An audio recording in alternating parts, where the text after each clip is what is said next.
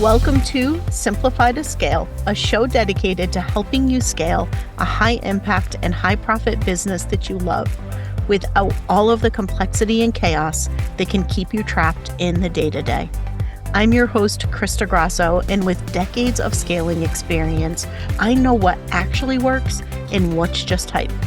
So if you are done with all of the one-size-fits-all scaling advice and all of the overnight success promises, and instead you want proven practical strategies that will help you simplify operations, elevate your leadership, amplify profits, and scale sustainably, let's dive in and get started. Hello, and welcome to another episode of the Simplify to Scale show.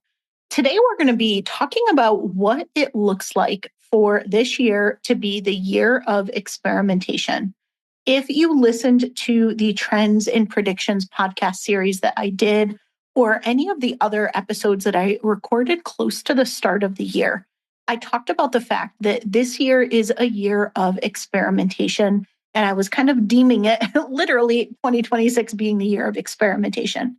And the reason I wanted to revisit this topic right now, as we're approaching the end of Q1, as we're really getting deeper into the year, is that I'm seeing this either really helping propel a business forward when someone recognizes and embraces this, or really hold a business back and cause quite a bit of struggle when they don't recognize the particular cycle that they're in.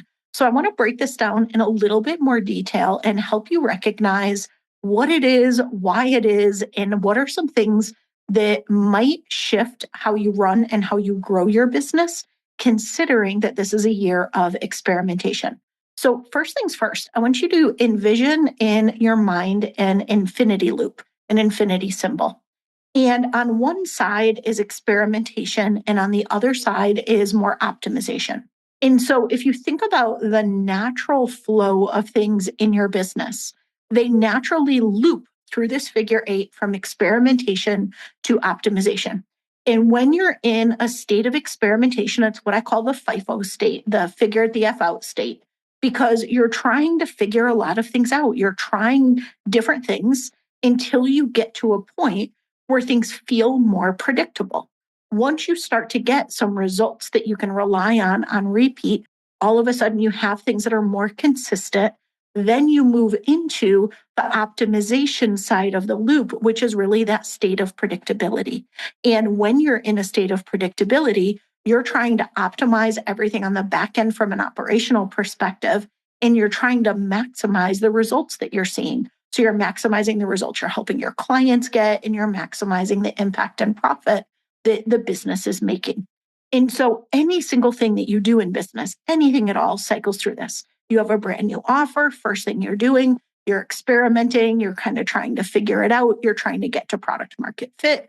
Once you realize you've got the right offer at the right price point, the right packaging, the right positioning, all of a sudden you can sell it on repeat. You move into that state of more predictability. And again, you're trying to optimize how you're delivering it. You're optimizing it operationally. And then you're trying to maximize the transformation, the results for clients, and the impact and profit for the business.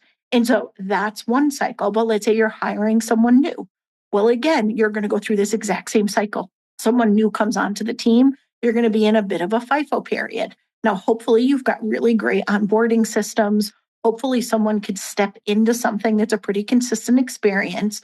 But even if that's true and that figure it out period and experimentation period is a short one, it still happens because it's all of a sudden adding a new person into the mix. It's learning how to work with them, and they might work different than the rest of the team works. They might hear information differently or take things differently. And so you have this period anytime there's something new in the business where you are experimenting and you're figuring some things out. And then once it gets more consistent, gets more predictable, you're trying to optimize and maximize. And again, it's this constant loop. One of the goals in business when you have something working is you're trying to keep it working for as long as possible. So ideally, your cycle of the optimization and predictability side is something you can sustain for a lot longer. But as much as we wish we could, you can't sustain it forever. right? There's external shifts in the market like we've all experienced these past couple of years. Buying behaviors change, other things change around us, and all of a sudden, what was predictable is no longer predictable. Or sometimes it's more of an internal shift. The thing that we were really lit up by, that we were really feeling called to serve the market with, all of a sudden just is not really lighting us up anymore. We've grown beyond what we're selling, where we're feeling called to work with someone at a different level or do something different. So sometimes there's an external market shift, sometimes it's an internal shift, sometimes it's a blend of both. But when that happens, you get kind of knocked off of that place of predictability and you cycle back into the figure it out period and into that cycle of experimentation. And so this happens all of the time in business. But what's really unique right now is if you think about the collective, if you look at all small businesses, almost everyone right now is in a state of experimentation or that FIFO state, that figure it out state. And it's not very common in our business journey where the entire collective is going through something at the same time. Last time this happened was COVID. And if you think about that, what ended up happening in COVID was we saw two extremes. There were very few businesses that were neutral. Most either really, really struggled and ultimately either went out of business or figured it out and adapted. And then there were those who had like some of their most successful years in business, some of their biggest, most dramatic success. And it was because everybody was experiencing disruption at the exact same time. The way things had worked stopped working in what felt like overnight. Even though it wasn't literally overnight, it happened pretty quick. And most people were caught a little off guard, being a little in the beginning skeptical that it was ever going to turn out to be a big deal. Was it just hype? Was it? And then all of a sudden it got really real really quickly for people. And it started to have a big impact really quickly for people. And businesses either adapted or they went out of business. Sometimes people didn't want to make the shifts that were necessary. They liked the way they ran their business. They couldn't run their business that way anymore. Then they self-selected out. Other times people were just sitting and waiting for things to go back to normal. And as we know, nothing ever really did go back to normal. A lot of the changes and things that businesses put in place in COVID all of a sudden became the new normal. And so that was the last time, and one of the more significant times I can think of in my 30 plus years of business where the whole collective experienced something at the same time. And that was at very much of a global scale. Whereas right now, while I am seeing small business holistically impacted, I am seeing it really more so in the US right now is what I'm seeing really consistently, although there's just disruption all over the world at the moment. And so it's not that it's just a US based thing, it's just more prevalent in the US right now from what I'm seeing. And so that gives us another opportunity in the same way as happened when everyone experienced this during COVID, where you have to recognize things are not as they were and things need to shift. And for those who really embrace that and go all in on it, there is such tremendous opportunity. And for those who resist it and push against it and wait for things to go back to the way they were, they're going to be thrown off pretty significantly and may not recover from it. I'm seeing this hit for a lot of businesses right now in a couple different ways.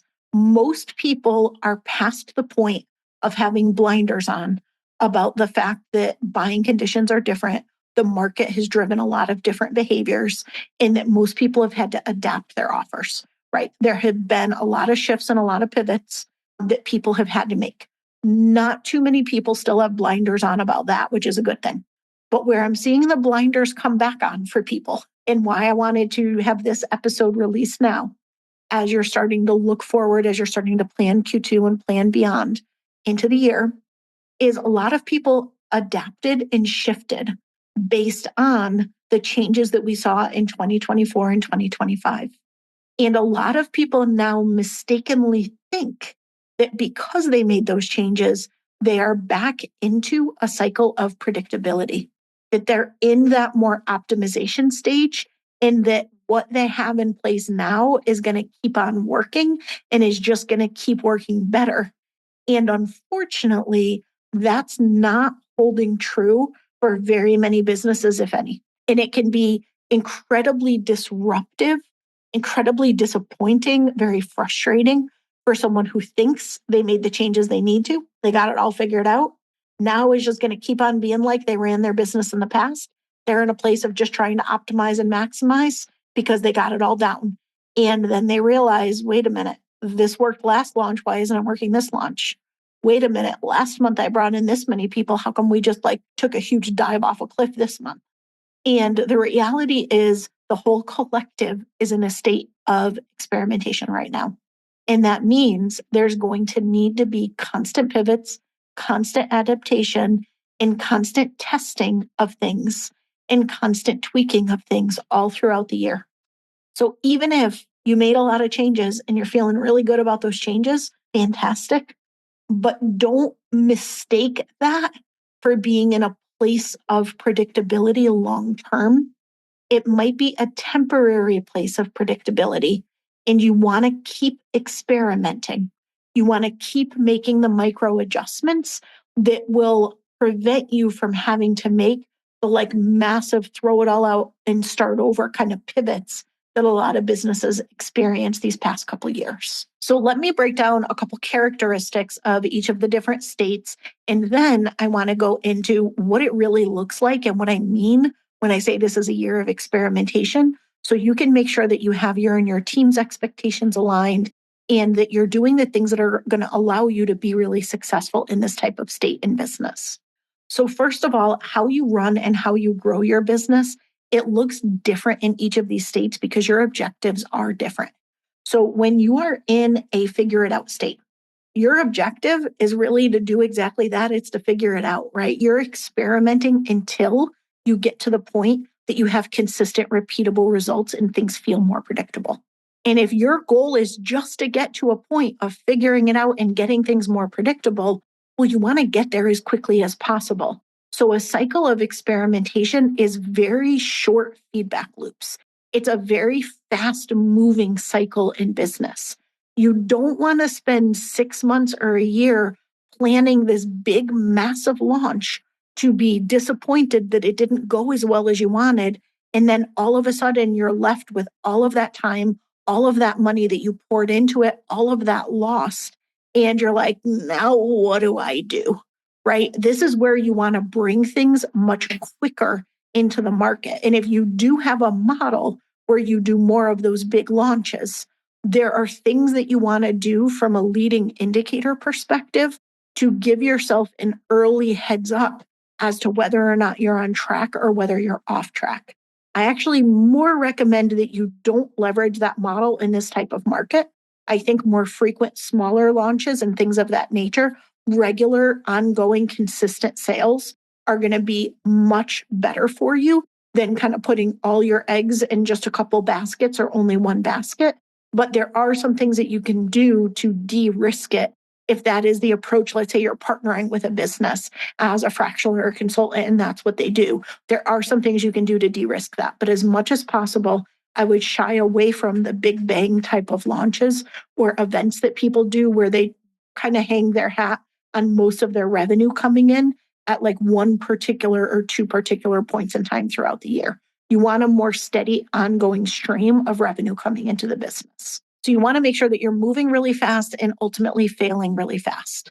And what I mean by that is not every single thing that you try in an experimentation state is going to work. And it's not a bad thing. Not a bad thing at all. If you expect everything to work, you're going to be in a place where you're disappointed all the time, and you don't want that. You go into every single thing that you do in your business with a hypothesis of how you think it's going to work. That's kind of some of the core premise of running an experiment is you have a hypothesis, and then you are running a series of tests and a series of things to collect data to see, did it work the way I wanted? Did it not work the way I wanted? Why? Why did it work or why didn't it work? And what could I try next time to get better results? What did I learn from this? And how can I get better and better results? So when you're in a state of experimentation, it's about testing and learning. So you want to fail fast. And I'm saying that in air quotes because failures aren't failures in a bad sense. It's just learning. It's data to say, okay, that did not produce the result that I wanted. What can I try next to see if I can get the results that I want? And that's why you want those short learning cycles. Because again, if you've got one massive launch that you plan 6 months for and it didn't go real well, that does not set you up for success for the year. Whereas instead, if you put something out in 6 weeks or 6 days, that gives you a much quicker piece of feedback to be able to make changes and either double down on something if it's working, fantastic, or make some other shifts and new experiments that you're running, new tests that you're trying to see if you can get better results. So this is more of a mad scientist kind of year. It's more of a detective kind of year. Like you're trying different things, you're trying to try and like research and figure out the thing that's going to work really well. That's more what this kind of year is. Now, once you do get those repeat results and you end up in more of a predictability state, well, then your goal in a predictability state is you want to optimize things operationally and you want to maximize results.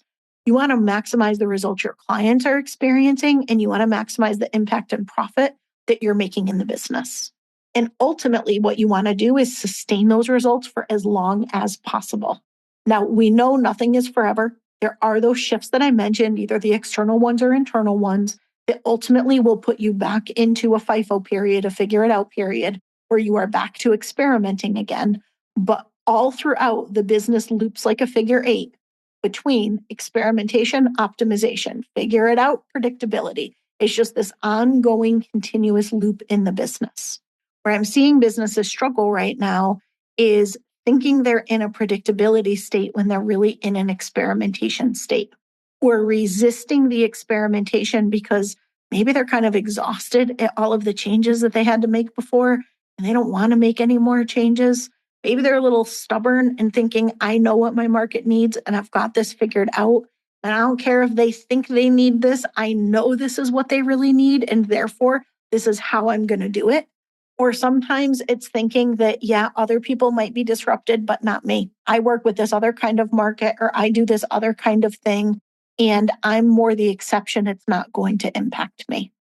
And so all of that kind of thinking can cause people to miss the cues and to miss the important learnings and opportunities that are in front of them right now. And that ultimately can then catch them off guard. And they need to make these big, massive pivots that are more reactionary instead of proactive.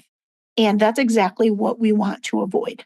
So let me break down for you what it looks like to experiment with intention and to have this be a year that's really successful for you and where experimentation feels supportive instead of pure chaos.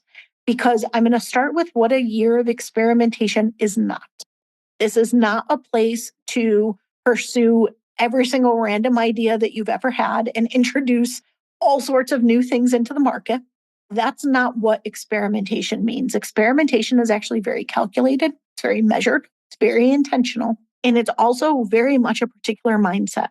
How you look at things has to be different than when you're in a predictability state where you go into a launch and you're like, okay, we're bringing in this many people that's going to translate into this much in sales. And you've got it just nicely mapped out. You know pretty much exactly what to expect because you've done it over and over and over again. So if you don't get those results, it becomes wildly disappointing and you're trying to dig in and say, I don't understand. In the past, we always had this conversion percentage. What's going on? In the past, I always had this happen. I don't understand, right? It's very different. The expectations in a predictability state are different. Whereas in an experimentation state, it's like, here's what I think is going to happen. Hey, look at that. It didn't happen. I wonder why. Okay, here's what I think we could try next time that'll make it go a lot better. It's a total different energy around it. Of course, you want everything to work. This is a business. You need to bring in revenue. You need to bring in profit. You want things to be as predictable as possible and as successful as possible. Absolutely no doubt about that. And there is the reality that that is not really what the market is providing us right now. There's so much disruption. There's so much uncertainty. Things are moving at such a hyperspeed pace that there is very, very little predictability and there's very little stability. And that's just the reality of where we are as a collective. So let's dive into what this looks like specific to your offers. Something you've heard me talk about on the podcast before are the 4 different types of offers.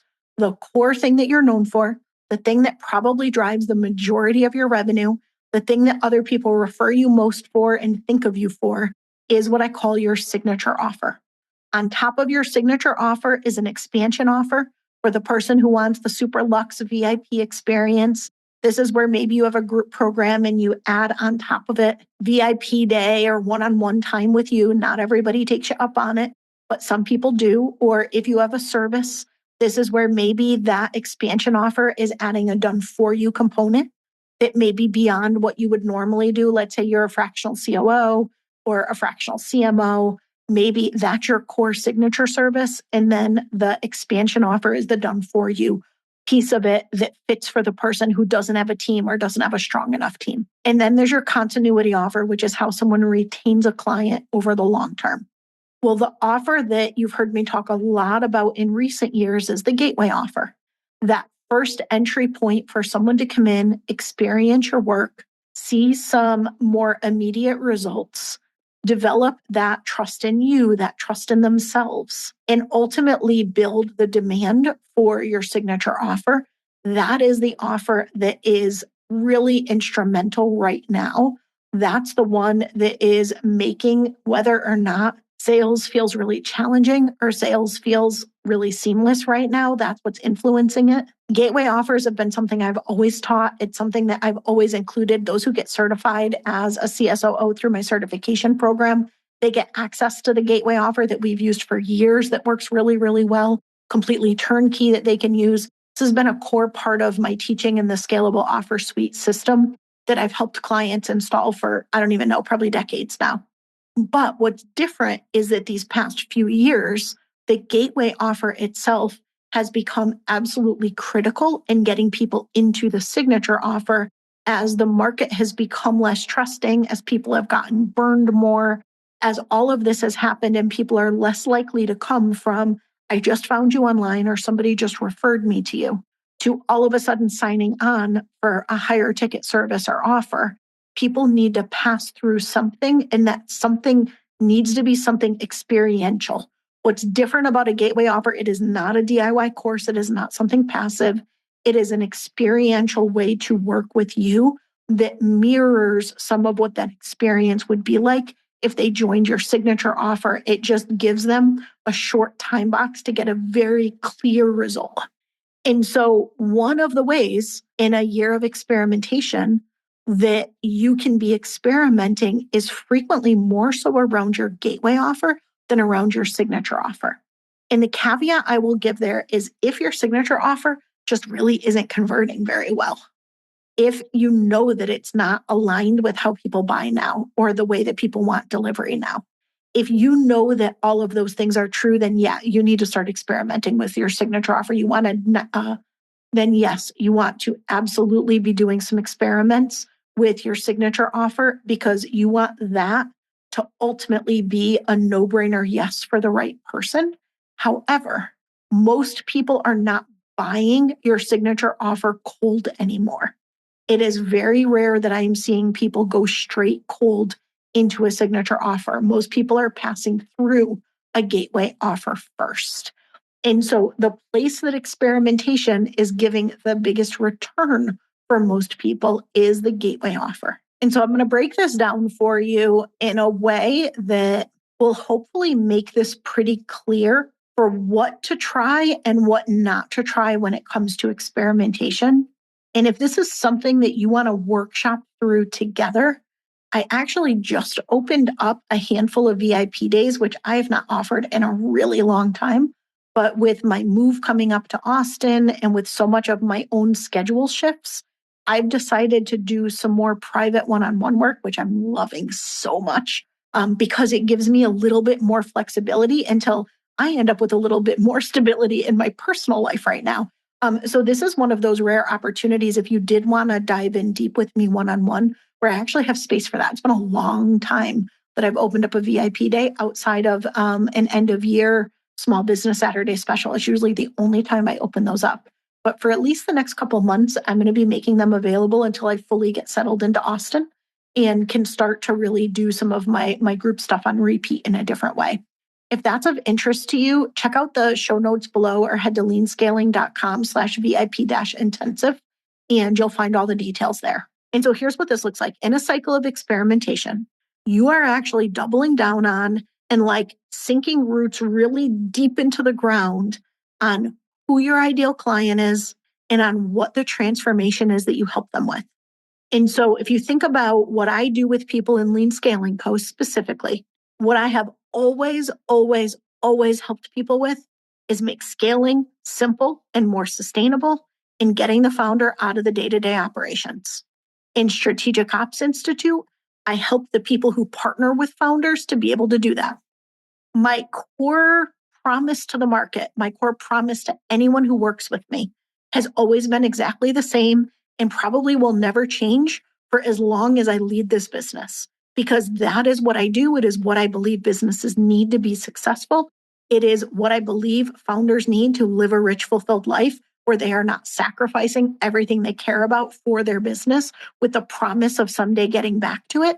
Like, to me, this is just, it's who I am. It's what I believe in at my core. It's what I've learned over 30 years of building, growing, and scaling businesses. It's what I know, like deep in my bones, without a doubt, is what will help a business be successful. And it's what I'm passionate about helping people do. And so to me, I don't see myself ever changing the core premise, the core promise that I make in what I do.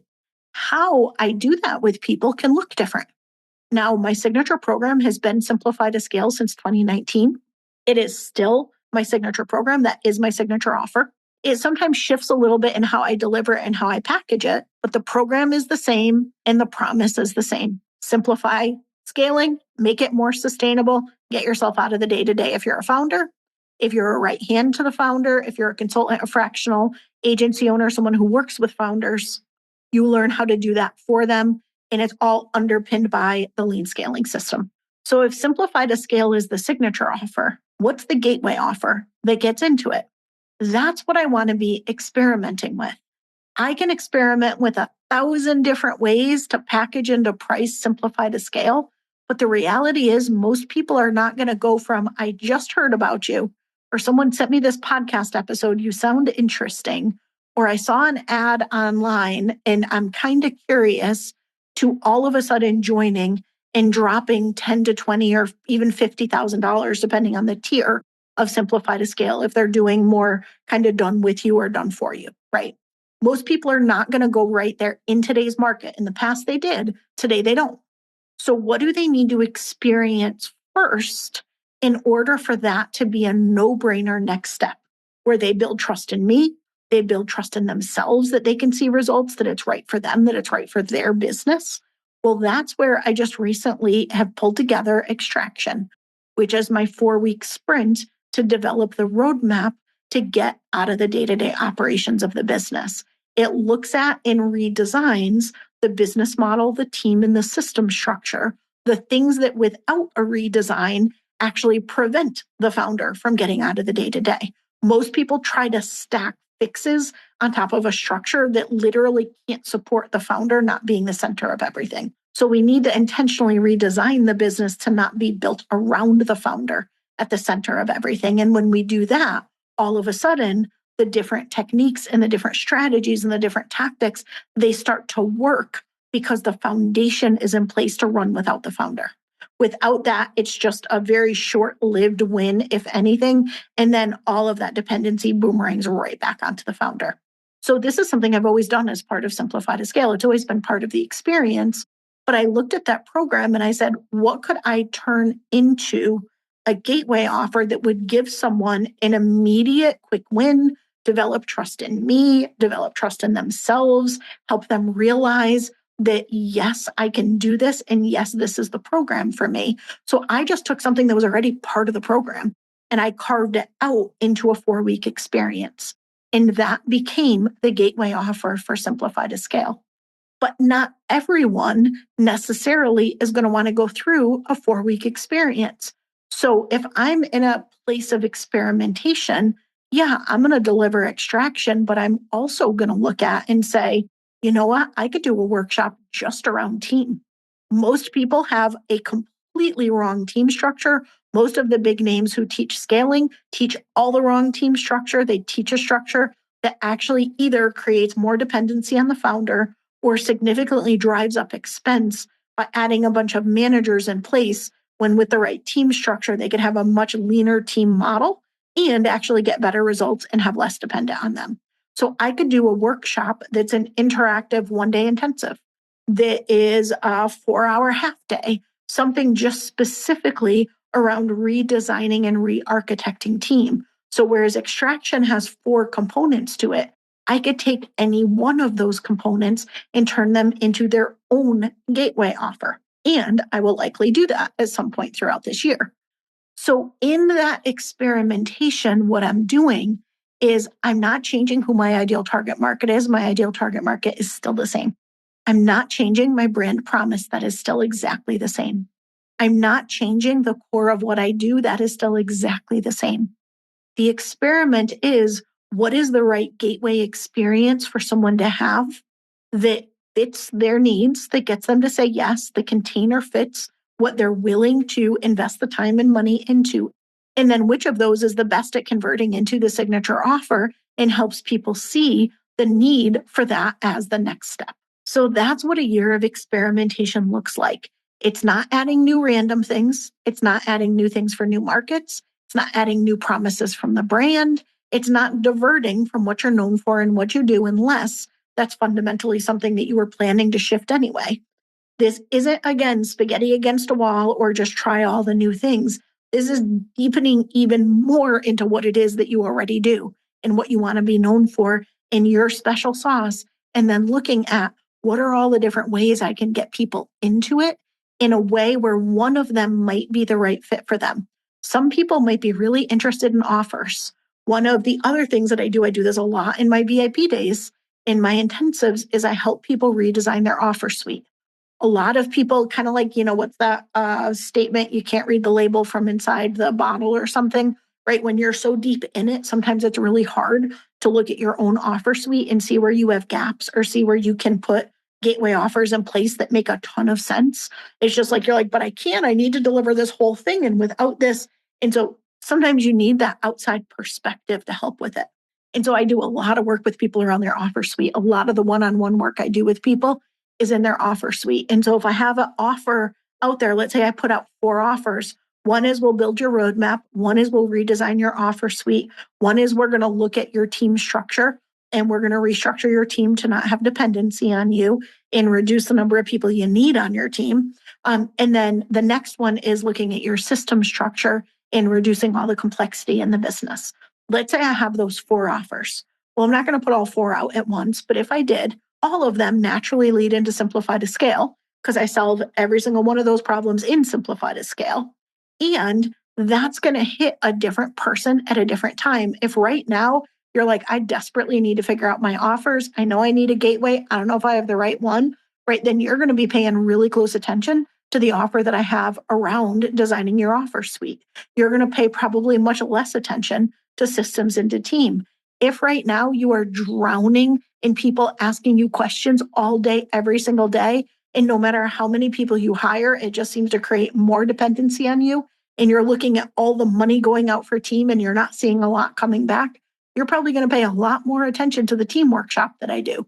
And if your business is so complex it can't run, and you feel like if you bring in any more clients, all of your systems and infrastructure is literally going to break down, you are not going to be able to serve your clients anymore, then all of a sudden you're going to pay attention to systems.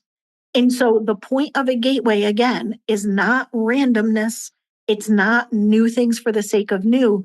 It's looking at the different hook points that are going to bring people into your signature offer, but still speaking to your ideal client, because no matter which of those that I just mentioned might be the thing for you that's lighting up and saying, that's what I need. I'd buy that today. That, like, when is she doing that? Right? If one of those is true for you, either way, you're still going to need the other ones. Might not be a big priority right now. You're not probably thinking about it right now. But what happens when you redesign your offers, when you have clarity on offers? Well, all of a sudden, you need to look at your systems to see, do I have the right tools and tech in place? Where does this start to break down if I actually am able to scale it in the way that I want to? Can I support the scale that I'm looking towards for this year? Do I have the right team to support me? Can I deliver this in a way that's more profitable and cut down on some of my expenses? And part of that might be in your system structure, your infrastructure.